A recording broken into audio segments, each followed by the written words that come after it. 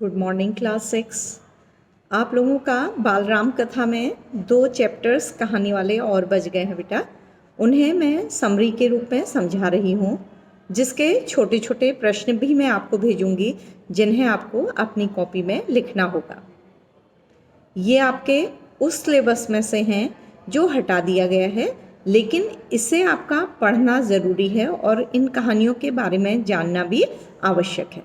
तो ध्यान दीजिएगा, हमारी अगली कहानी है लंका विजय। तो बच्चों, कहानी के नाम से ही पता लग जा रहा है कि यहाँ राम ने लंका पर विजय प्राप्त कर ली होगी। पहली कहानी में आपने पढ़ा था कि राम लंका पर युद्ध करने की तैयारी कर रहे हैं। बच्चों, उन्होंने किससे सहायता ली थी युद्ध करने के लिए?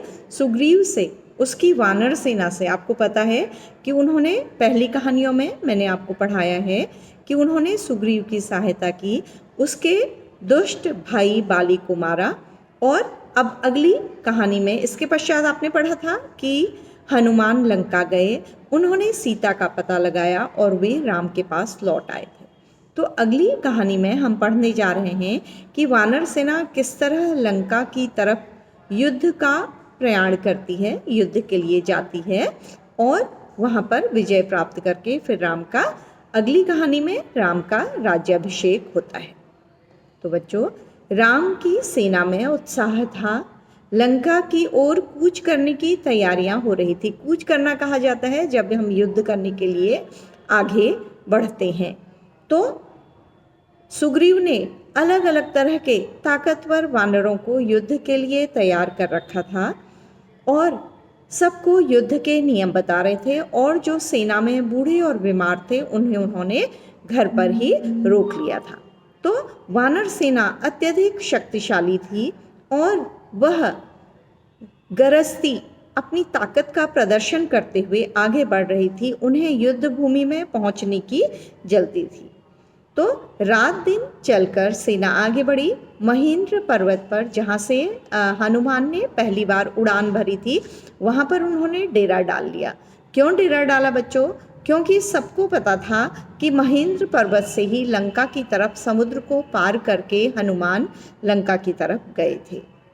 तो जब राम की सेना की बात विभीषण के जो जासूस थे उन्होंने विभीषण को बताई, तो विभीषण पहले ही हनुमान को देखकर समझ गए थे कि राम की सेना में सुग्रीव के शक्तिशाली वानर हैं और राम स्वयं भी शक्तिशाली हैं। तो उन्होंने रावण को समझाने की कोशिश की कि आप, क्योंकि रावण उनके बड़े भाई थे, वो उनका अहित नहीं चाहते थे, उन्होंने कहा कि आप सीता को लौटा दें और राम से युद्ध न करें, क्योंकि राम से युद्ध करने पर आपका विनाश निश्चित है। लेकिन रावण को अपनी ताकत पर घमंड था। उसे विभीषण की इस सलाह पर क्रोध आ गया। उसने कहा कि तुम शत्रु के साथ मिले हुए हो, मेरे भाई नहीं हो, और शत्रु के पास ही लौट जाओ। तो बच्चों,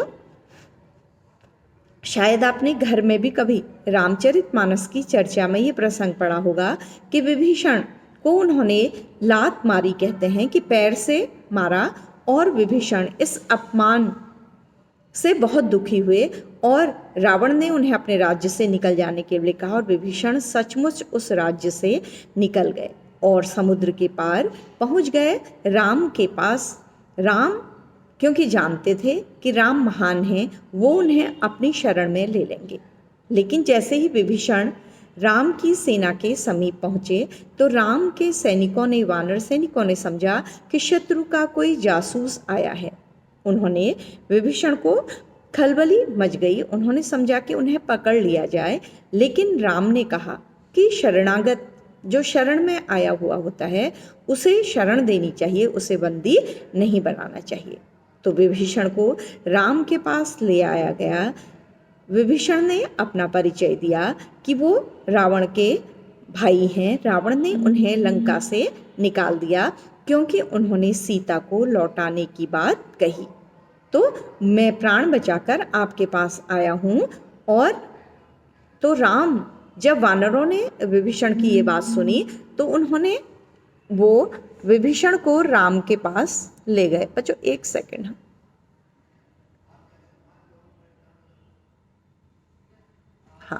तो विभीषण को राम के पास ले गए। तो राम को भी विभीषण ने अपना परिचय दिया।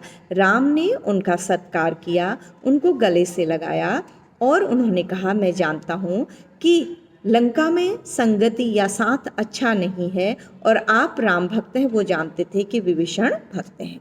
तो विभीषण का उन्होंने राज्याभिषेक भी कर दिया और ये इशारा कर दिया कि वो रावण पर निश्चित ही विजय प्राप्त करेंगे। तो इससे वहाँ पर कुछ दूत भी रावण के छिपे हुए थे, जिन्होंने बाद में रावण को यह समाचार दिया कि राम ने विभीषण का राज्याभिषेक भी कर दिया। तो विभीषण ने राम के पास पहुंचकर रावण की सारी शक्तियों के बारे में बता दिया, वे किस प्रकार से युद्ध करते हैं, उनकी सेना में कौन कौन शक्तिशाली योद्धा हैं, ये सब भी राम को पता लग गया। तो राम की सेना अब समुद्र के इस पार खड़ी थी और इतनी बड़ी सेना के लिए समुद्र पार करना एक चुनौती से कम नहीं था। वो किस प्रकार समुद्र पार करते, तो इसमें जामवंत जो उनकी सेना में जो एक बूढ़े सैनिक थे, उन्हें बहुत अनुभव था, सबसे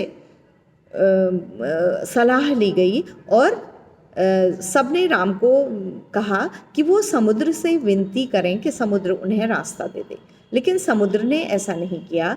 तो राम ने एक बाण निकालकर बाण से समुद्र को सुखा लेने का सोचा, तो समुद्र डर गया। तो कहते हैं कि समुद्र एक व्यक्ति का रूप धारण करके राम के सम्मुख आ गया और उसने राम से अभ्यर्थना की कि वो बाण से उसका अस्तित्व समाप्त न करें, और उन्होंने यह भी रहस्य बताया कि आपकी सेना में नल और नील नामक दो भाई हैं, जो समुद्र में पुल का निर्माण कर सकते हैं, क्योंकि उनको किसी ऋषि के द्वारा ये वरदान दिया गया है कि वो जिस पत्थर पर हाथ लगाएंगे वो हल्का हो जाएगा। तो नल नील हर पत्थर पर राम राम लिखकर वानरों को देते रहे और इस तरह से वानरों ने बहुत जल्दी पुल का निर्माण कर लिया। रावण को जब यह बात पता लगी तो वह बहुत क्रोधित हो गया। अब सेनाएं समुद्र के उस पार थी, आमने सामने थी। रावण की सेना भी अत्यधिक शक्तिशाली थी। तो फिर से राम को पता था कि युद्ध में हमेशा विनाश होता है, तो उन्होंने अंगद को फिर से दूत बनाकर रावण के पास भेजा कि किसी तरह से युद्ध क्या हो जाए, शांत हो जाए। तो बच्चों, ये कहानी आपको हमेशा के लिए ज़रूरत पड़ेगी। रामचरितमानस हमारी संस्कृति का एक विशेष अंश है, तो इस कहानी को आपको याद भी रखना है। तो रावण ने अंगद की बात नहीं मानी और उसे भी अपमानित किया। तो अब युद्ध आरंभ हो गया था। हर ओर शक्तिशाली सैनिक थे, घोड़े थे, हाथी थे, और रावण की सेना तो घोड़े, हाथियों और हथियारों से भी लैस थी। तो इसके पश्चात राम और लक्ष्मण की सेना के बीच युद्ध आरंभ हो गया और युद्ध में कई सैनिक इधर के भी मारे गए और उधर के भी। लेकिन एक दिन मेघनाद, जो कि रावण का पुत्र था, बहुत शक्तिशाली था, वो आया और उसने राम लक्ष्मण से मायावी तरीके से युद्ध किया। बच्चों, मायावी तरीका होता है कि छिपकर वार करना। वो तरह तरह के वेश धारण कर सकता था और कभी हवा में क्या हो जाता था, गायब हो जाता था, अदृश्य हो जाता था, और इस तरह से राम और लक्ष्मण को उसने मूर्छित कर दिया। तो मेघनाद ने समझा कि राम लक्ष्मण की मृत्यु हो गई और वह महल की ओर खुशी से भागा। लेकिन विभीषण ने दोनों का उपचार कराया और राम लक्ष्मण दोनों ठीक हो गए। अब धीरे धीरे रावण की सेना के महाबली एक एक करके मारे जा रहे थे। हम 73 पेज में हैं। धूम्राक्ष, वज्रदृष्ट, अकंपन जैसे राक्षसों की मृत्यु हो गई। तो रावण को लगा कि अब उसकी सेना में बहुत शक्तिशाली लोग नहीं रह गए हैं, तो उसे अपने भाई कुंभकर्ण की याद आ गई। बच्चों, जिसे आपको पता होगा कि वह 6 महीने सोता था और 6 महीने उठा रहता था, और जिन 6 महीनों में वो जागृत अवस्था में रहता था, उठा रहता था, तो वह इतना अन्न, इतना भोजन, इतने पशुओं को, इतना मदिरा, मांस खा जाता था कि कई लोगों का भोजन खा जाता था। इसी की वजह से देवताओं के द्वारा उसको वरदान दिया गया था, अगर वो पूरे समय उठा रहेगा तो वो सबका भोजन खा जाएगा, इसलिए वह 6 महीने सोता था। तो उसे उठा दिया गया। उसने पूछा कि कारण क्या है युद्ध का, तो जब बताया गया तो उसने रावण को सलाह दी कि आपने गलत व्यक्ति से युद्ध किया है, आप इस युद्ध में हार जाएंगे। लेकिन रावण क्रोधित हुआ तो कुंभकर्ण युद्ध के लिए तैयार हो गया और उन्होंने पहले ही दिन हनुमान और अंगद को घायल कर दिया। फिर राम और लक्ष्मण को दिखा तो राम और लक्ष्मण ने क्रोधित होकर कुंभकर्ण को भी सदा के लिए मृत्यु के आगोश में सुला दिया। मतलब बच्चों, राम और लक्ष्मण के बाणों से कुंभकर्ण की भी मृत्यु हो गई। रावण के लिए यह निराशा का समय था। वह कुंभकर्ण पर गर्व करते थे, लेकिन इसके पश्चात भी वह युद्ध से पीछे कायरों की तरह भागना नहीं चाहता था। तो उसने अब उसके पुत्र ने अपने पिता को दुखी देखकर कहा कि पिताजी, मैं दोनों भाइयों के सिर आपके चरणों में रख दूंगा। तो रावण ने उसे भी युद्ध की अनुमति दे दी। मेघनाद अत्यधिक बलवान था। उसने कई तरह की शक्तियों को संचित किया था, उसके पास कई तरह की शक्तियां थी। तो भयंकर युद्ध हुआ और इस युद्ध में लक्ष्मण अचेत हो गए और किसी तरह से संजीवनी बूटी लाकर हनुमान के द्वारा लक्ष्मण के प्राण बचाए गए। इसके पश्चात राम और लक्ष्मण और भी योजना बनाकर युद्ध के लिए तैयार हो गए। तो युद्ध हुआ, मेघनाद की भी मृत्यु हो गई। रावण अब अकेला रह गया था, उसके पास न तो सैनिक बचे थे न योद्धा बचे थे। तो रावण अपनी जितनी बची खुची सेना थी उसके साथ युद्ध के मैदान में आ गया। राम बार बार रावण को बाण मार रहे थे, लेकिन उसके सिर कटते ही फिर से जुड़ जाते थे, क्योंकि बच्चों उसको वरदान प्राप्त था कि उसे कोई भी नहीं मार पाएगा। तो उसके पश्चात विभीषण ने रावण की इस बार बार जीवित होने के रहस्य को राम पर खोल दिया कि अगर वो उसकी नाभि में एक बाण मारें और उसके 7 सिरों को काटें तो रावण की मृत्यु हो सकती है। तो रावण समझ गया कि विभीषण शत्रु की तरफ मिल गया है और छोटे भाई ने उसके प्रति विश्वासघात किया है। तो इस तरह से राम ने रावण को भी युद्ध में मृत्यु के आगोश में सुला दिया। रावण अत्यधिक पराक्रमी था, विद्वान था, वीर था, लेकिन अपनी मूर्खता के कारण, सीता के हरण के कारण, अपने अहंकार के कारण उसे मृत्यु का सामना करना पड़ा। उसकी सोने की लंका जलकर राख हो गई और उसके सारे सैनिक मारे गए और विभीषण भी अपने भाई की मृत्यु पर अत्यधिक दुखी हुआ। तो राम ने अंत में कहा कि रावण एक महान योद्धा था, उसकी अंत्येष्टि महानता से ही होनी चाहिए, अच्छी तरह से होनी चाहिए। तो विभीषण ने रावण की अंत्येष्टि की। महल में शोक, क्योंकि वहाँ राक्षस स्त्रियाँ बची थी, उनके बीच में शोक व्याप्त हो गया और अंत में राम ने विभीषण का पहले ही राज्याभिषेक कर दिया था और उन्होंने विभीषण को लंका का राज्य सौंप दिया।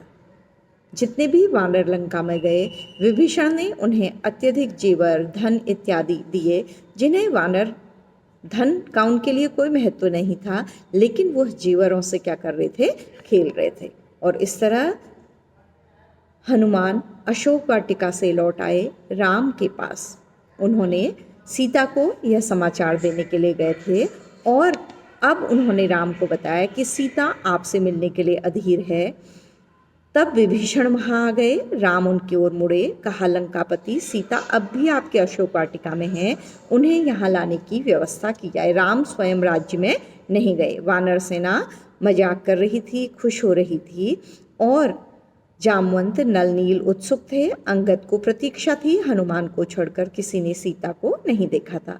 सीता लौट आई राम के पास तो सबने देखा कि सीता तपस्विनी सी बहुत सुंदर लग रही हैं और पति उन्हें अब इतने वर्षों के बाद मिलेंगे, इसलिए वह और भी प्रसन्न थी। तो उन्हें देखकर सारे लोग अत्यधिक प्रसन्न हो गए। तो बच्चों इसमें आगे की कहानी नहीं है।